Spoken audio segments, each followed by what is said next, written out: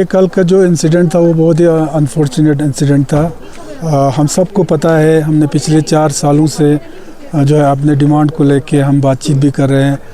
हमने प्रोटेस्ट भी दर्ज किया, लेकिन बहुत ही पीसफुली हमारा शुरू से, चाहे केडीए का हो चाहे एपेक्स हो, इवन मैं समझता हूँ सोनम वांगचुक ने भी 12 बार ये कहा है कि हम लोग जो भी प्रोटेस्ट करेंगे हम वो पीसफुली करेंगे, और आज तक पीसफुली हम प्रोटेस्ट करते आए हैं। कल अचानक से इस तरह का जो वाक़या यहाँ पे हुआ है ये बहुत ही अफसोसनाक वाक़या है।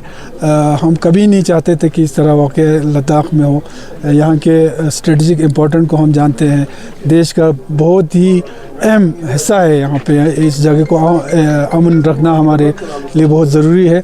कल जो घटना घटी है उसमें कई चीज़ों का मैं समझता हूँ, जिस तरीके से वहाँ पे फायरिंग हुई, फायरिंग के जद में हमारे बहुत ही जो हमारा फ्यूचर था, हमारे नौजवान 4 लोग जिसमें कई 2-3 तो स्टूडेंट्स थे, उनकी जानें चली गई। ये बहुत ही अफसोसनाक जो है ये मसला है।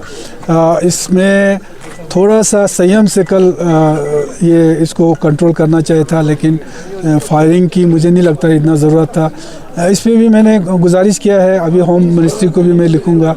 एलजी साहब से भी मैंने कहा है कि गुजारिश है, अभी मिलूँगा उनसे, कि इसका तो बिल्कुल एक निष्पक्ष जांच होना चाहिए कि भाई फायरिंग करने की ज़रूरत क्यों पड़ी और किसके कहने पे फायरिंग किया, ये सारी चीज़ें। और दूसरा जो हालात कल हुआ है, जिस तरीके से हमारे गवर्नमेंट प्रॉपर्टी या कई और प्रॉपर्टीज़ को नुकसान पहुंचा है, ये बिल्कुल हमारे उसमें है ही नहीं। हम वायलेंस बिल्कुल चाहता ही नहीं है। तो इस तरह का हालात की इजाज़त भी हमने कभी केडीए ने ना एपेक्स ने दिया है, ये इसका हम कभी सपोर्ट भी नहीं करते हैं। तो इसमें भी एक निष्पक्ष जांच हो। जिस तरीके से आज बहुत सारे लोगों को यहाँ पे डिटेन किया है, एफआईआर लोगों के उसमें किया है, काफ़ी सारे लोग यही देखने में आता है बेगुनाह लोग हैं। तो अभी यहाँ पे ऑफिसर से मैं मिला हूँ, इंशाल्लाह कोशिश कर रहा हूँ डीजीपी से भी मेरे मिलने के, तो उसमें भी मेरा कहना यही है कि सही तरीके से जांच हो और बेगुनाह लोगों पे को कभी उनको ये पहुंचाने की कोशिश नहीं करनी चाहिए। जो भी बेगुनाह लोग यहाँ पकड़े गए हैं उनका जल्दी से जल्दी उनकी जांच करके उनको जो है अपने घर वापस भेजना चाहिए। और मज़ीद जो हमारे लद्दाख के अवाम से लेके अवाम से जवानों से हम अपील करते हैं कि इस तरह का हालात का कभी हम साथ नहीं दे सकते हैं। इसका हालात पैदा करने की कोशिश नहीं करना है। हमें अपने इलाके को अमन रखनी है, तो शांति रखनी है। आपके लीडरशिप जो है, एपेक्स के लीडरशिप, केडीए की लीडरशिप, हम सब लगे हैं हमारे मुद्दों को लेके, बातचीत भी चल रहा है और इसमें मज़ीद क्या करना है वो हमारे हिसाब से करेंगे, लेकिन इस इलाके को, इस माहौल को बिगड़ने नहीं देना है, अमन रखना है। ये मेरी अपील है हमारे लोगों से। और गवर्नमेंट से, एलजी एडमिनिस्ट्रेशन से ये गुजारिश है कि बिना वजह लोगों को हरेसमेंट मत कीजिए।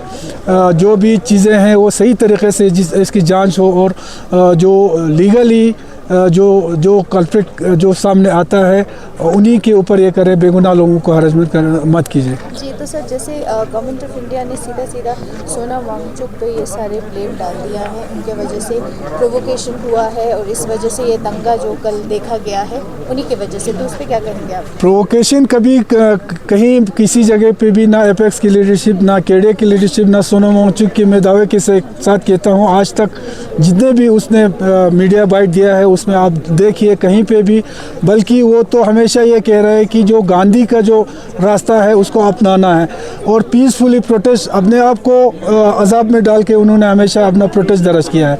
अनशन पे बैठे हैं, पैदल चले हैं, लेकिन कभी भी यहाँ के प्रॉपर्टीज़ को, इस तरह के जो हालात कल हुआ है उसको बिल्कुल उन्होंने इजाज़त नहीं दिया, और ना केडीए की लीडरशिप ने ना एपेक्स की लीडरशिप ने। बिल्कुल मेरे ख्याल से ये सरासर नाजायज़ है।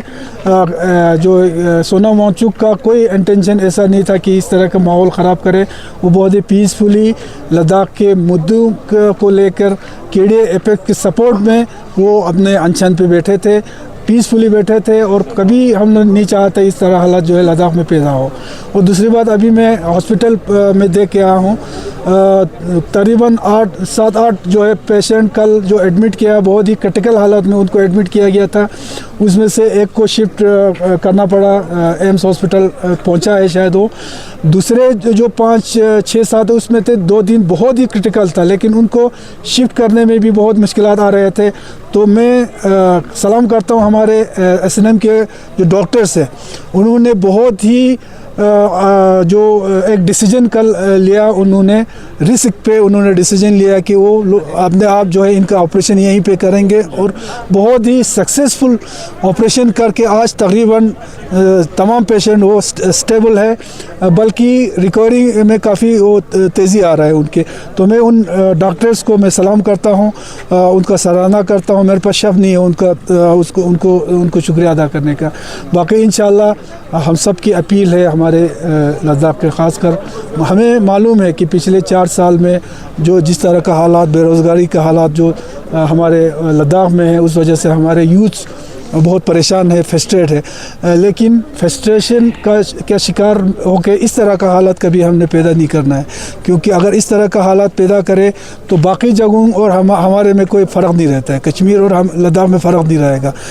बाकी जो जिस तरह के हिंसक जो इलाके हैं उनमें और हमारे में फ़र्क, हमें जाना जाता है पूरा देश भर में, ख़ासकर लद्दाख के आवाम को जाना जाता है अमन पसंद, ईमानदार और शरीफ लोगों की उसमें हमको माना जाता है।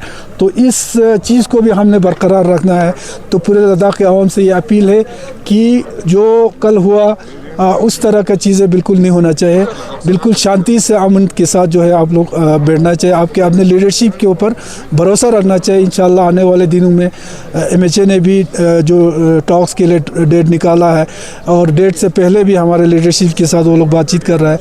तो इंशाल्लाह हमें उम्मीद है MHA ये जो बातचीत का सिलसिला अभी शुरू हो रहा है इसको कभी बंद ना करे तब तक गवर्नमेंट ऑफ इंडिया और हमारे लीडरशिप के साथ कोई ना कोई कंसेंसस ना बने।